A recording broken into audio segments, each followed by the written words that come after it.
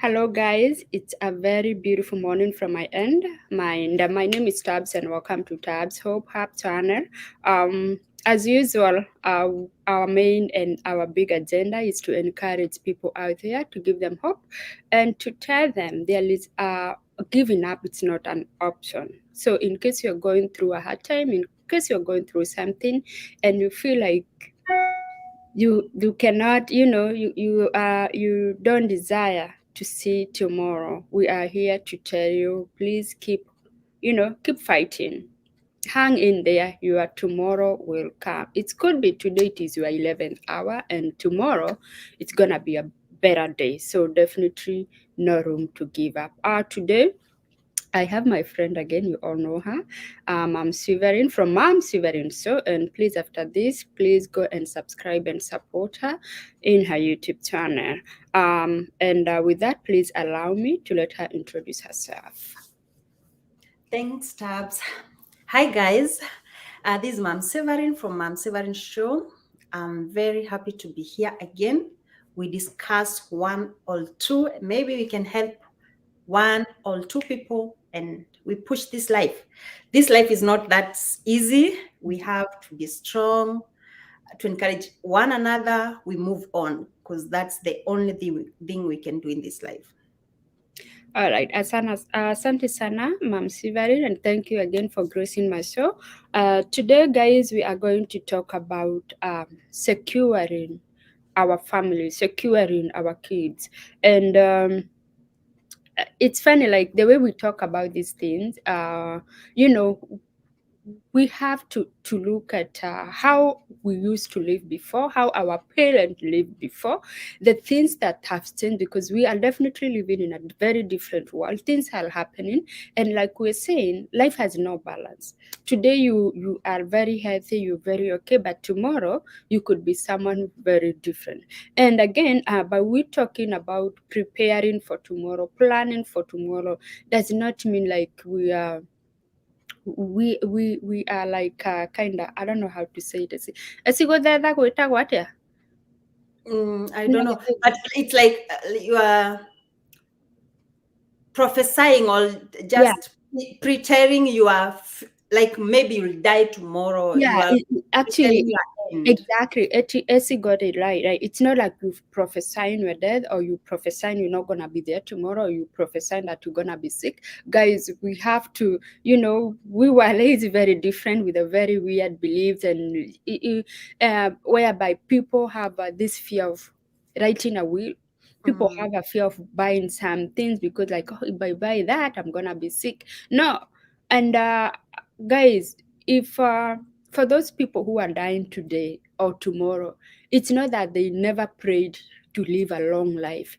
It's not that they never wanted to live long, but death and life belong to God. If He decides to take you today, He will take you home today.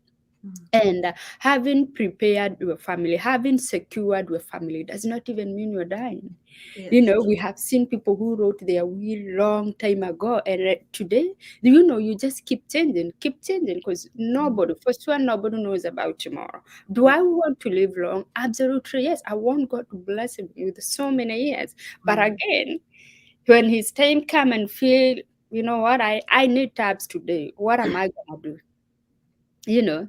Sometimes people are not even prepared. Things just happen. So today, our topic today, we are talking about when is the best time for you to secure your family, to secure your kid. And this goes to both women and men, because the life has changed.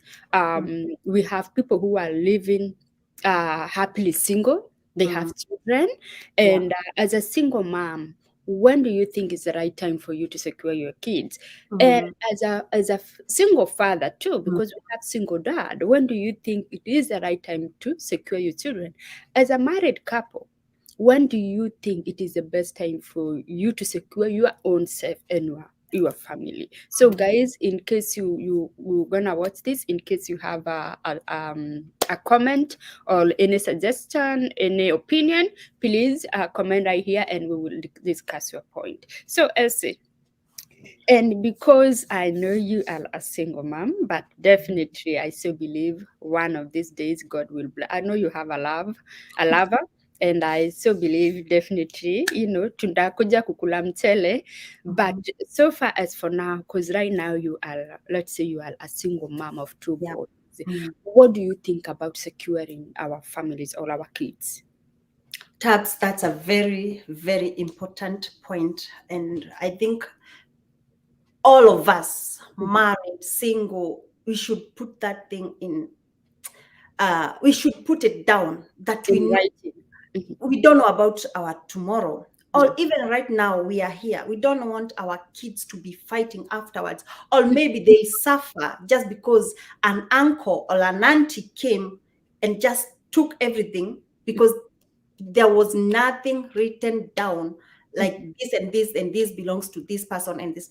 So I myself have undergone inheritance, Mhm. and I lost my husband. And when I lost my husband, he hasn't written down his will because it happened so fast. No one had. I never calculated with his death, Mhm. and I won't say the properties, but he left something, Mhm. and it was not written. I won't lie to you that the family, like my father-in-law, stood with me and said, "Because you are married, you have Mhm. to take, you have to inherit." Yeah. The sister-in-law was very angry, and other people like, how can this young girl come from Africa? And then after some days, she gets all this within a short time. Mhm. So there was like mogushanio, Mhm. unajua kulikuwa na mvutano. Mvutano. There were wrangles. Yeah, now. Mhm. And and that moment wakati bwana amekufa, me I was in shock. I was like, yani uoni mbele, umezingirwa hapa na kigiza, like you are not thinking. So mi nikaambiwa sifai kuchukua kitu, lakini uzuri wa Germany kuna hiyo rules, the law it Mhm. protect. Lakini wakasema wewe usichukue, lakini mtoto achukue. And for me I was si ni mtoto wangu. Yeah.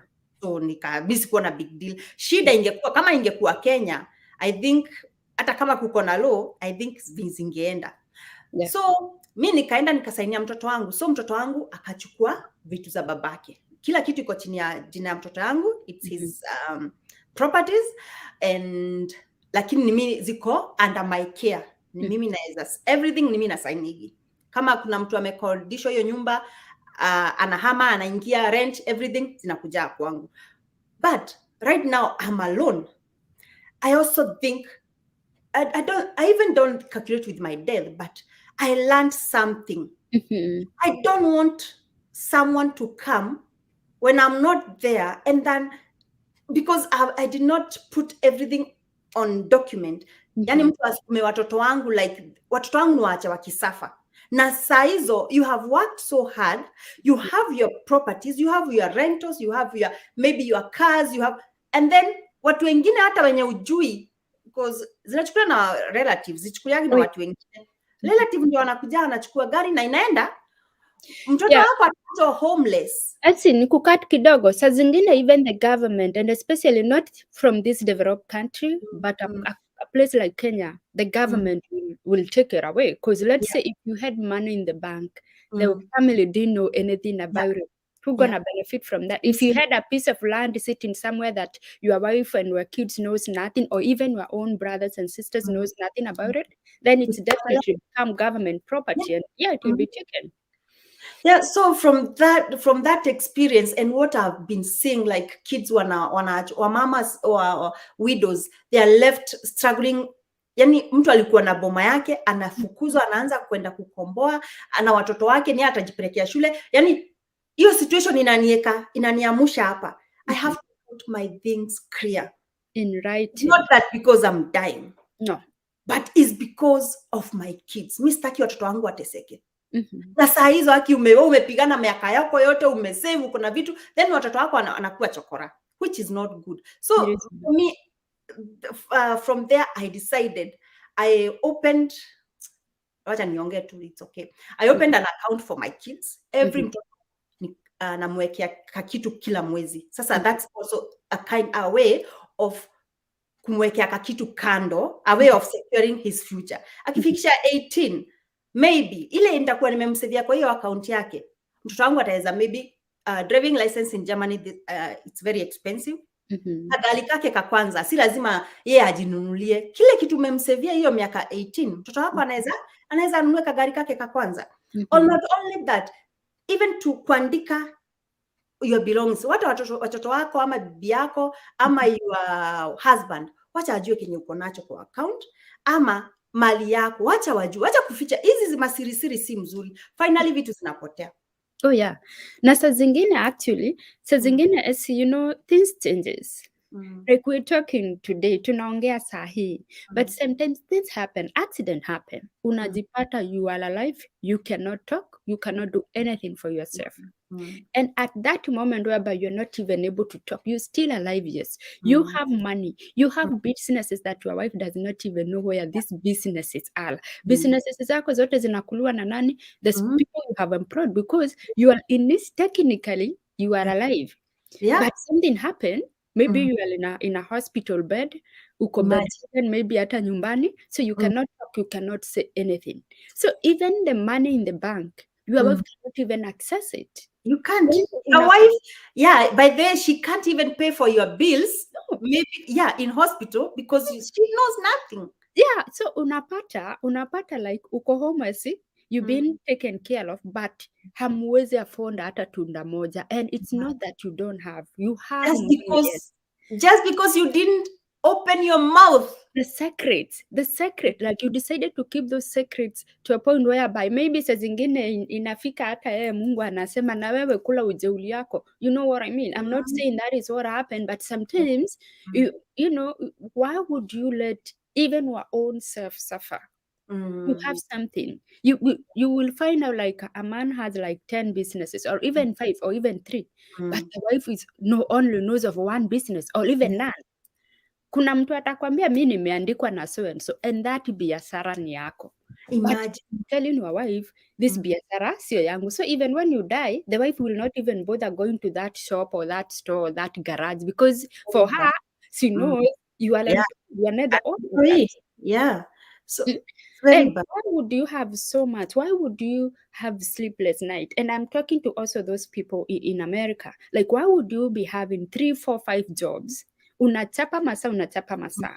And then when you are gone, your kids end up, you know, being street kids. Anaenda kusuffer first of all, anafukuzwa. And also, Essie, if you are a man, and maybe, I won't say you don't trust your wife because I don't see why then you're living with that woman if you don't trust her. If you don't want to put her down, then can you put your kid down as a beneficiary? Because the reason I'm saying is sometimes we have find our own men. They go ahead and put down their mothers as a beneficiary. Let you kona watoto 4, 5 mmoja, it doesn't matter. You have a wife, you put your mothers down as a beneficiary, your brothers, your sisters, but not to our own children. Why? Why does our own kids? When you are not there, who gonna speak for them? I think sometimes we trust our family so much. Maybe I may assume the good relationship I have with my brothers and my sisters right now. Naeza assume, watatekia watoto wangu. But remember this, sometimes when you're gone, this changes. Do I have a good relationship with my family? I do, with my brothers. Yes, I do. But all the same, this changes, Essie. People become evil because with all the cases we have seen on this social media, on the TV, you will see your brother will be the first one to kick your wife out.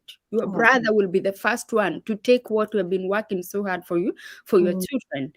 So I think it is a high time people stop thinking if I write a will, I'm dying, or will is for the old people, because actually hiyo ndio kitu inakuanga home sana sana. Will is for the old people. Actually, this is what we should tell them. If you're trying to write a will right now, you are 30-something. Because you have kids, you have a family. As long as you have kids on the table, it's good to start, planning. No, but also the best thing people should know, will keep changing the way your life is moving. Yeah. Today you can write a will worth of 20 millions. Tomorrow maybe uende juu. So lazima utaenda hiyo will unakaa ukichange. Yeah. That means it's like your life una walk nayo kwa life yako. Utafika hata 100. No one is dying just because of writing a will. No. Hiyo ndio kitu watu wengi huwa understand. Yeah, actually home hiyo ndio kitu sana watu wanagopa. And when you write a will, make sure you have a lawyer with you. It is unajua sijui ni msemo ya Kikuyu inasema mundu ndega yage muoyo. Hiyo ni Kikuyu sio Kizungu, my friend. Sio Kizungu, lakini unajua as time moves tunaona vitu zenye zina happen. Unajua kuna misemo zilisemwa kitambo na watu wazee wa kitambo. Wahenga. Sasa time isha move, vitu zinaenda zikibadilika. So wenye alisema hivyo siku hizo maybe kukuwa na vita za ati brother anaweza kata brother yake juu ya mali yenye baba yake ameacha, maybe kukuwa na hiyo, unajua. Lakini today tunaona baba amekufa, mandugu wawili wanamfuata kwa mazishi. I'm speaking about Kenya. Utakuta baba yako amesema shamba ya nani ni ya nani, wanauana. Watoto wanakufa hivyo. Nani anataka vitu kama hizo? Si wache wakiwa uhai ajue hii protein ya babangu na amesema naweza hiyo ni yangu. Unajua hata si lazima ikuwe ati hiyo ni yako. Kuna venye hata wewe ukiwa mtoto unajua babako bado ako uhai. So utaenda, unajua pia kuna ile uoga watoto wakijua ile kitu ni yangu, hata watoto wengine wanaweza enda kumaliza wazazi just because. Yeah, we need to talk about that one too. Like also kids, you should not just sit there expecting your parent to do anything and knowing like, oh, mama kona samba, you cannot even work hard for yourself. Or we're trying to prevent the things that happen when that person dies, but all the same, it's not your right to sit there and come start claiming what your mom and your dad worked so hard, you know. No, it's not your right. They are alive. So akakwambia sahi lima hii ama hii protein nimekupenda uchukue hizo nyumba ukodishe, it's okay. But just in your head as a kid, jua babako mamako wako uhai. They are not your properties. Go work for your properties. Ndio hata wewe ukuwe na will ya kuachia watoto wako. Yeah, exactly. Actually, I wanted to say the same thing. Whatever your parents are doing, it should be a good example for you. To know, oh, my mom and my dad did this for me, or my mom as a single mother, she worked so hard and she did this for me, and also I should do the same for my kids. And also, you know, sometimes we also forget, like even planning and trying to invest for your kids, they may not even need it, because as soon as okay, retire, your kids are doing so well, they don't even maybe whatever you had saved, you may start even losing it, and instead of making now your kids take care of you, you can take care of yourself from what you had invested. Even it's a benefit for the coming generation. You can tusikue ati sisi tuko saa hii tunasema babetu alituwekea tutumie hizo vitu tumalize. No, we should also work hard, ndio generation ina come isikue ya kustruggle pia wakute tumewaekea.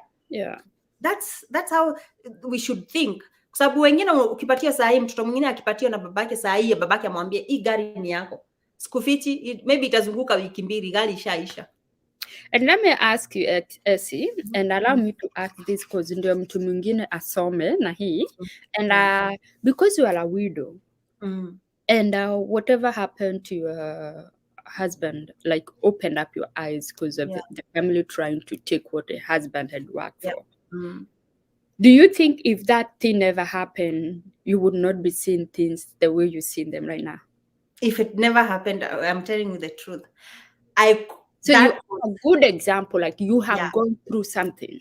I've undergone such a situation and I learned. And at least I opened my eyes and saw my kids. Surely I have to be there for them. Because no one else. Venye bwana wangu alikufa, watoto wangu waliachwa kwangu, kwa mkono yangu, unaona? Yeah, true. Hakuna mtu mwingine anashughulika ati watoto atasoma aje, anavaa aje, anakula aje. No one else. But that time bwanangu alikufa, wengi walikuja wakaongea, wengine wanaongea vibaya, wengine wanaongea vizuri, but after all unaacha na watoto wako. Ebu now imagine, and God forbid, you are not there. Watoto wameachwa sasa, wana baba, wana mama. The same watu wenu watakuwa pia, vile tu walikuja, watakuja na wataenda. Watoto wako wataachwa hivyo. And Essie, I may ask you one more question. How old were you when your husband passed away? I was 29. Only. Yeah. So at 29, Yeah. the family had already tried to take whatever the husband had. So The sister. No, imagine I won't say the family, the sister, because this. my father-in-law, I can remember even the day my husband died, Mhm, his wallet. I didn't go to the hospital because my kid was so small. He was mhm, 2, mhm. so they brought his bag. You can't believe my sister-in-law took my husband wallet, and she wanted to give it to the mother, but my father-in-law alishikia juu hivi, Mhm, mhm. kasema this belongs to this girl, mnaipeleka wapi? Mpatieni, atawapatia kama kuna kitu mnataka. A small thing, wallet. I'm telling you, wallet ilikuwa niko hapo nimesimama ninapatia bag, lakini wallet inapitishio juu yangu ikipatio mama. Mzee ni alishikia juu. Yani there are good people in this world, and Mhm, also yeah, true. demonic people. Sasa wallet ni nini? Hata venye nilipatia niende kaangalia hakukuwa na pesa. Mtu ako hospitali inaweza kuwa na nini by the way? And plus, again, I don't even think those people in abroad they do carry money because everything is just swiping. It was yes, it's a card. Yeah, Easy it's electronic. cards. It was like me. Kasema sasa hata ungechukua ungenirudishia juu kwa mpaka bank inajua ni bibi ni unajua I'm legally married. I was legally married. Mhm, mhm. So mpaka bank ni mimi nitafunguisha. Everything ni mimi nilikuwa nifunguishe. So hata kujifanya yako ati unaweza ninyang'anya ni sawa, but serikali ina kudemand huyo mwenye mnachukia ni hata kuja kusign.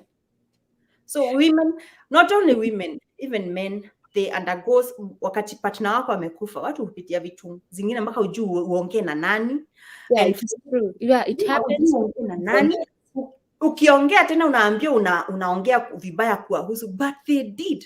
What I'm saying is, niliona wallet ya bwana wangu ikipitia hapa kwa macho yangu ikienda hivi, ikashikiwa juu. Wallet, a small thing. So and that time I can remember before my husband died, kuna video nilikuwa nimeona ya demo alikuwa South Africa. Alikuwa, she was doing well, but alikuwa married to a Nigerian or something. Then it happened that girl had an accident and she passed on. But the best thing, okay, for me, I thought that before my husband died, I thought that was the best thing. But when my husband died, then I saw maybe she could, it's not good. She wrote her in her bank, her second king or something like that. But, Next yeah. of king. Yeah. Next of kin. Next of kin was her mother. So when she died, the bank contacted her mother in Kenya and they transferred all the money to the mother. So here in South Africa, she was married to a Nigerian with a daughter. So the man was left with the daughter and the money and the money was transferred to Kenya. I don't know how the baby and the father are doing. I really don't know. But I asked myself, maybe the man could have needed that money. Angalia mtoto wake. But sasa pesa imetumwa kwa mama. It's good. But imagine mtoto wako ameachwa akiteseka ama maybe, I don't know how the daughter is doing. I really don't know. Maybe the husband was rich. I don't know. But hapo ndipo nilifikiria, surely your partner is a very important person to you. You don't see that in their life. But and I will say this, if you don't trust your partner that you can live or you can write down whatever you have like belong to her, then why are you with her? Yeah, sure. Because definitely at the end of the day it's gonna jeopardize maybe the life of your kids, because simply you could not simply write to a partner as a beneficiary or a next of kin. Wewe ukaandika your mom, but unakaa na bibi yako, unakaa na watoto wako, unakaa na bwana yako, unakaa na watoto wako, but sasa umeandikisha sister yako, umeandikisha mtu mwingine. So this is where we are saying, let me tell you how, and people may not understand how important a will is. You know, a will, it's a will, and it goes by whatever you have written down there. Even it's what you want. It's what you want. And also make sure when you write that will, make sure your lawyer has a copy. You have a lawyer. Hiyo will yako inaandikwa under an oath. Kuna a lawyer. So every time you want to change, go to your lawyer, change that will, And na inakuanga poa, saa zingine unaweza pata uko na watoto 5 unaweza wape kila mtu let's say like 20%. To say you have a family of 5, unaweka bibi yako 20%, 20%, 20%, 20%. I mean, even ndivyo mali yako itakuwa divided. Usikaa huku ukisema thinking, no, you know what, I don't need to write a will, I'm only 27. My friend, if you have properties, if you have, even at work, you don't have properties. People get from work, what do we call it? Insurance. Like when you pass a son, there is an insurance, like a subsidized amount of money, whereby it's given to your family. So where will these things go to? So sometimes as you will find people are really struggling hard kukununulia a casket. So you had money, you had things, but you never put things clear. So even for your family to get a casket for you, it's a struggle. And your money is lying somewhere. Your money is just lying somewhere. Ama unapata maybe that time comes, watoto wako hadi wanakuzika without even shoes, with no shoes on, ama wanakaa tu ametaka, and you've been working so hard, because as you know, we have this tendency of mostly. And I'm sorry to say this, and it's not that I love to attack our Kikuyu men sana sana, because sio wote. But unajua kuna wengine ni kuwork na kusave like hakuna ile temata ya kutreat familia. Yani wewe hata ukispend tu shilingi na unaona ni kama imetoka. Yani hata watoto wako wana memories ama bibi yako is the best moment you had in your husband. Hakuna the best moments.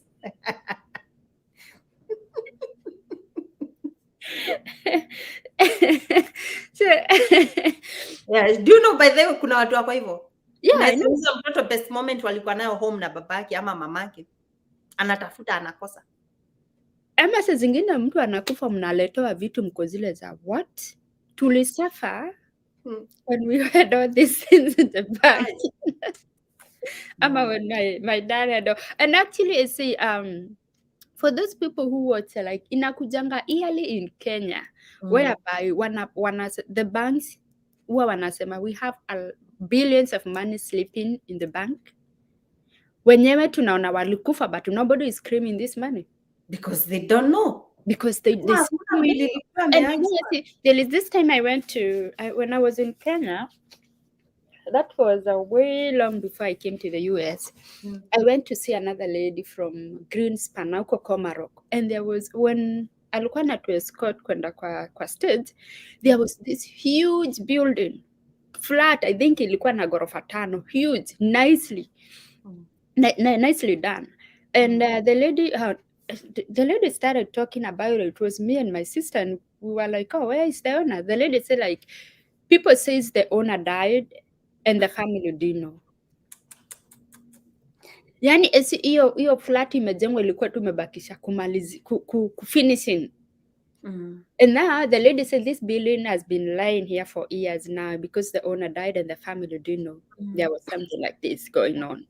And so you see, like, umeanza project, umeiacha hanging, you are doing this maybe for your kids, and your kids knows nothing about it. And if your kids are below 18, if you can do a will, you can open a bank, or you can put your property as a trust and say your kids are your beneficiary. So don't worry, like, oh, if I buy a property to put my kids in it because he's so young, she or he is so young, put them as next of kin.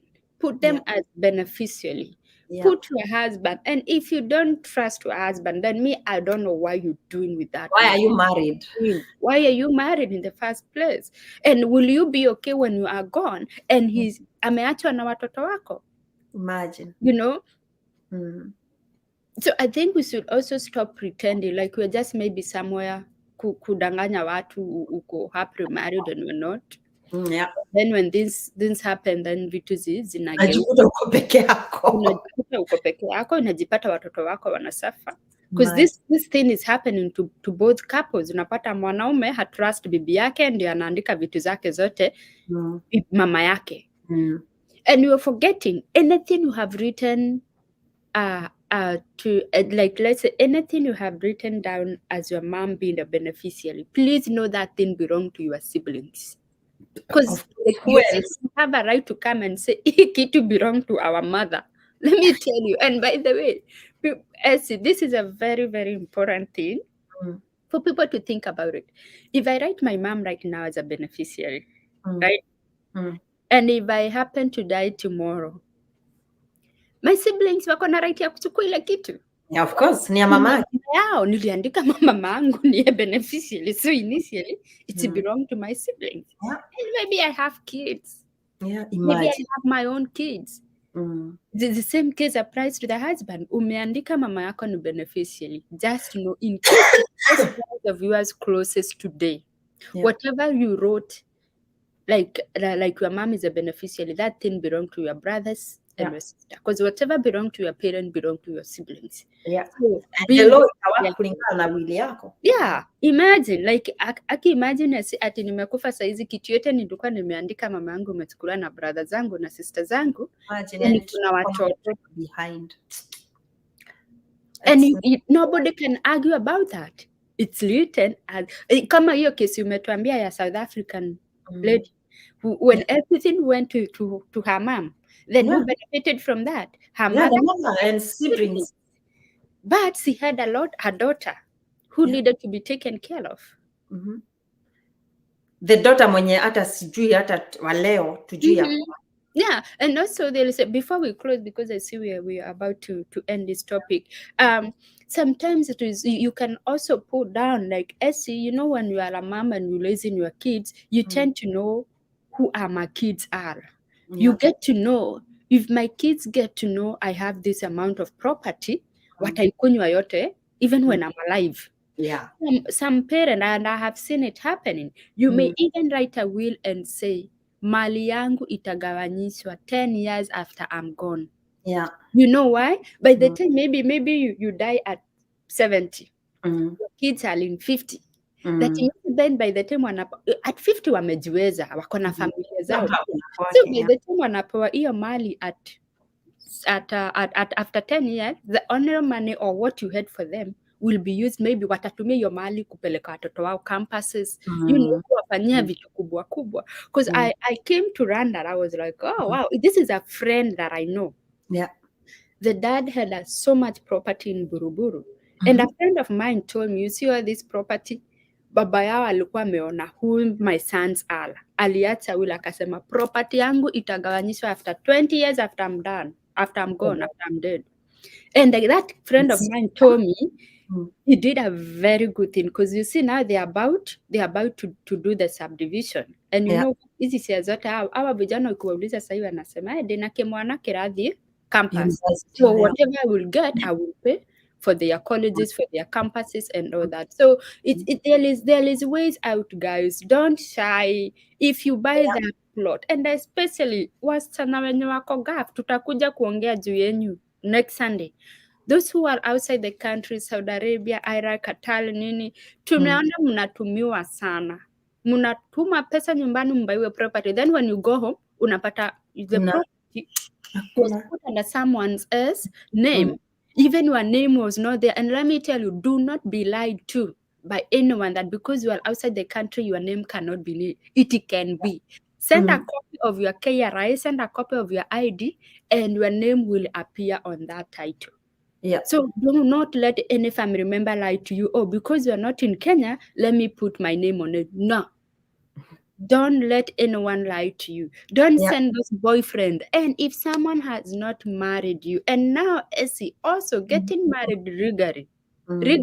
We are not now talking about even come we stay. Kenya, we have that tendency of when we see people doing a come we stay, we assume it is a marriage. Yeah. Getting things officiated, it is also very important. Go to Kenya. You don't have money for that big wedding, fine. Go to an AG, go to the DC, get that marriage certificate, wewe bwana yako and the witness. That's it. Yeah. You don't have to do a big wedding, but that marriage certificate nowadays, it means a lot. And actually, because you are in Germany, me, I'm in America. There is no mzungu who believe in come we stay to is a marriage. No. Even if you stay with that man for 20, that's not marriage. Hamna marriage certificate, hamna marriage certificate. They're just partners. So yeah, so in case you have been living with someone for over 5 years, 10 years, mko na watoto, please and Realize that thing. hizi Jubilee's wedding tunaona zina happen kadho PCA nini, go for that wedding. It is cheap, yes, but at least uko na karatasi yako. So next Sunday, please, we're gonna talk about living together. We are not the law haijui, because actually si saa zingine watu wengi unaenda kufikia kitu, and especially wamama wengi wenye wameolewa na makarau Jesse, bwana yako ameuliwa in the line of duty, and then you have haku amekuandika, and then you have no marriage certificate. How are you even going to get your share? You know what I mean? And we're not talking about this because tunataka hiyo mali. No, we want our beloved one to stay. But like we have said, life has no balance. Things are happening, and we are ending up suffering, and the kids are suffering the worst. Yeah. So Essie, please, thank you so much. And before we leave, give us your talking shot. Yeah, guys, it's very good to secure your family's future with whatever you are working for. Wacha ikue ita benefit what damu yako. You know, si wasevie, si vibaya kuandika na kila mtu ajue mali yako. Yeah. If uko na rentals mahali, wacha bibi ajue. Kama ni bibi uko na rentals mahali, wacha bwana ajue. Tuache kufichana white. Yeah, acheni kufichana. Kama si hivyo, andikeni watoto wenyu kama beneficiary. Simple as that. If you want to continue living together, you don't trust each other, then please put down your kids as a beneficiary of whatever you guys have. All right, sawa guys, me, I will say this word before we close. Learn from Essie.